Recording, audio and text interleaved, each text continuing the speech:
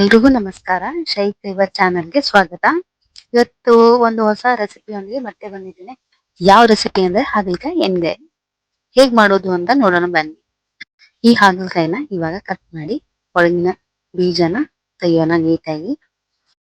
ಹಾಗಲಕಾಯಿ ಯಾರು ಇಷ್ಟಪಡೋದಿಲ್ಲ, ಹಾಗಾಗಿ ಈ ರೀತಿ ಮಾಡಿ ನೋಡಿ. ಚಿಕ್ಕ ಮಕ್ಕಳು ಕೂಡ ಹಾಗಲಕಾಯಿನ ಇಷ್ಟಪಟ್ಟು ತಿಂತಾರೆ. ಹಾಗಲಕಾಯಿ ಮತ್ತು ಆರೋಗ್ಯಕ್ಕೂ ತುಂಬ ಒಳ್ಳೆಯದು.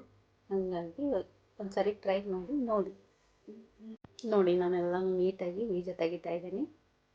ತಗೊಂಡಾದ್ಮೇಲೆ ನೆಕ್ಸ್ಟ್ ಇವಾಗ ಒಂದು ಪಾತ್ರೆಯಲ್ಲಿ ನೀರು ಹಾಕ್ಕೊಳ್ಳಿ. ನೀರು ಹಾಕ್ಕೊಂಡ್ಮೇಲೆ ಅದಕ್ಕೆ ಸ್ವಲ್ಪ ಉಪ್ಪು ಮತ್ತು ಅರಿಶಿಣ ಪುಡಿ ಹಾಕೋದ್ರಿಂದ ಇದರಲ್ಲಿ ಹಾಗಲಕಾಯಿ ಕಹಿ ಕಮ್ಮಿ ಆಗುತ್ತೆ. ಅದಕ್ಕೋಸ್ಕರ ಒಂದು 10 ನಿಮಿಷ ಬಿಡಿ. ಬಿಟ್ಟಾದಮೇಲೆ ನಾನು ಆಲ್ರೆಡಿ ಹಂಚು ಕಾಯ್ಲಿಕ್ಕೆ ಇಟ್ಟಿದ್ದೀನಿ. ಇವಾಗ ಒಂದೊಂದೇ ಇದಕ್ಕೆ ಹಾಕಿ ಹಂಚಿಗೆ ಹಾಕಿ ನೀಟಾಗಿ ಹುರಿಬೇಕು. ಯಾವ ರೀತಿ ಹುರಿಯೋದಂದರೆ ಸ್ವಲ್ಪ ಇದು ನೀರಿನ ಅಂಶ ಎಲ್ಲ ಕಮ್ಮಿ ಆಗಬೇಕು ಹುರಿದಾದ್ಮೇಲೆ. ಆಮೇಲೆ ಸ್ವಲ್ಪ ಒಂದು 2ರಿಂದ 3 ಸ್ಪೂನ್ ಆಯಿಲ್ ಹಾಕಿ ಚೆನ್ನಾಗಿ ಹುರ್ಕೊಳ್ಳಿ.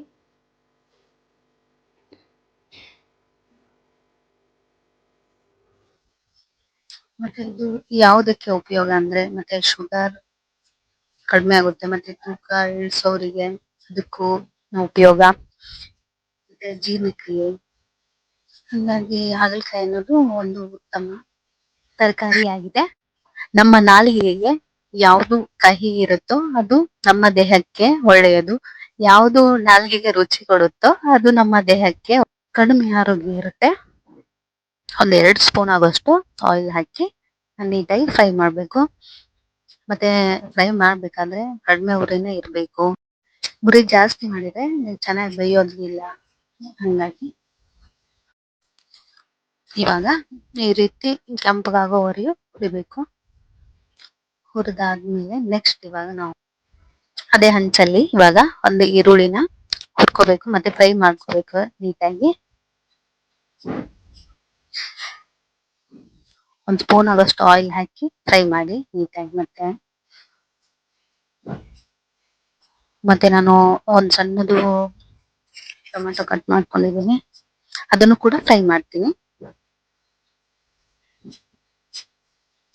ಇವಾಗ ಇದಕ್ಕೆಲ್ಲ ಮಸಾಲೆ ರೆಡಿ ಮಾಡ್ಬೇಕಲ್ವ, ಅದಕ್ಕೋಸ್ಕರ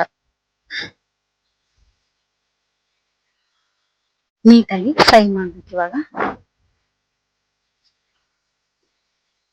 ಫ್ರೈ ಮಾಡಿದಾದ್ಮೇಲೆ ಸ್ವಲ್ಪ ಕರಿಬೇವು ಹಾಕಿ ಮತ್ತೆ ಸ್ವಲ್ಪ ಫ್ರೈ ಮಾಡ್ಕೊಳ್ಳಿ. ಮತ್ತೊಂದು ಸ್ವಲ್ಪ ಫ್ರೈ ಆದ ತಕ್ಷಣ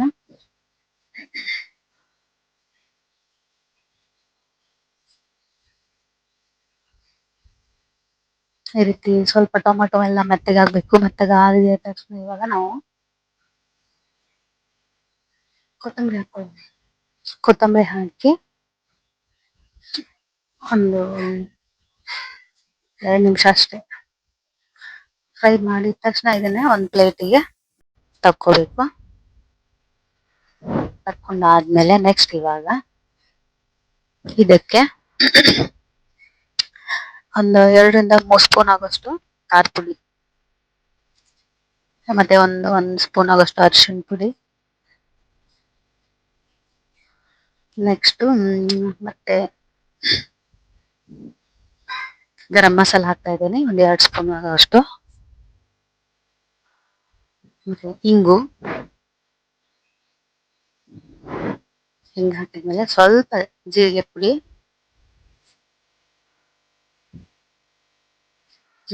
ಹಾಕಿದ ತಕ್ಷಣ ನೆಕ್ಸ್ಟ್ ಇವಾಗ ನಾವು ಪುಟಾಣಿ ಹಿಟ್ಟು ಅಂದ್ರೆ ಕಡಲೆ ಹಿಟ್ಟು ಹಾಕಿ 2ರಿಂದ 3 ಸ್ಪೂನ್ ಆಗೋಷ್ಟು ಕಡಲೆ ಹಿಟ್ಟು ಹಾಕ್ಬೇಕು.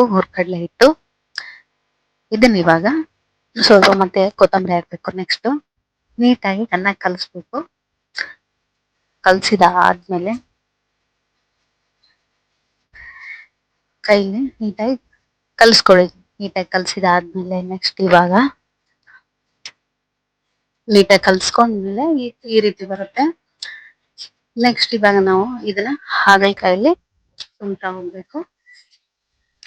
ನಾವು ಏನದು ಆವಾಗಲೇ ಹಾಗಲಕಾಯಿ ಫ್ರೈ ಮಾಡಿದ್ವಲ್ವ, ಫ್ರೈ ಮಾಡಿದ ಹಾಗಲಕಾಯಲ್ಲಿ ನೀಟಾಗಿ ತುಂಬಬೇಕು. ಈ ರೀತಿ ಕಾಣಿಸ್ತಾ ಇದೆಯಾ? ಈ ರೀತಿ ಎಲ್ಲ ಹಾಗಲಕಾಯಿನ ನೀಟಾಗಿ ತುಂಬಬೇಕು. ಮತ್ತೆ ನೆಕ್ಸ್ಟ್ ಇವಾಗ ಏನ್ ಮಾಡ್ಬೇಕಂದ್ರೆ ನಾನು ಅದೇ ಹಂಚಲ್ಲಿ ಮತ್ತೆ ಒಂದ್ 2 ರಿಂದ 3 ಸ್ಪೂನ್ ಆಗೋಷ್ಟು ಎಣ್ಣೆ ಹಾಕೊಂಡಿದ್ದೀನಿ. ಅದಕ್ಕೆ ಇವಾಗ ಒಂದು ಈರುಳ್ಳಿ, ಒಂದು ಉಳ್ಳಾಗಡ್ಡಿ, ನಮ್ ಸೈಡ್ ಉತ್ತರ ಕರ್ನಾಟಕ ಭಾಷೆಯಲ್ಲಿ ಒಂದು ಉಳ್ಳಾಗಡ್ಡಿ ಹಾಕಿ ಮತ್ತೆ ಇವಾಗ ತುಂಬಿರೋ ಹಾಗಲಕಾಯಿನ ಮತ್ತೊಂದ್ಸರಿ ಫ್ರೈ ಮಾಡ್ಕೋಬೇಕು. ಈ ರೀತಿ ಫ್ರೈ ಮಾಡೋದ್ರಿಂದ ಕಹಿ ಅಂಶ ಅಂತೂ ಮೊದ್ಲೇ ಹೋಗಿರತ್ತ. ಮತ್ತೆ ಈ ರೀತಿ ಫ್ರೈ ಮಾಡಿದ್ರೆ ಮಕ್ಕಳಿಗೂ ತುಂಬಾ ಇಷ್ಟ ಆಗುತ್ತೆ. ಅದಕ್ಕೋಸ್ಕರ ಮತ್ತೆ ಇನ್ನೊಂದ್ಸರಿ ಫ್ರೈ ಮಾಡಿ ಈ ರೀತಿ ಬಂದಿದೆ.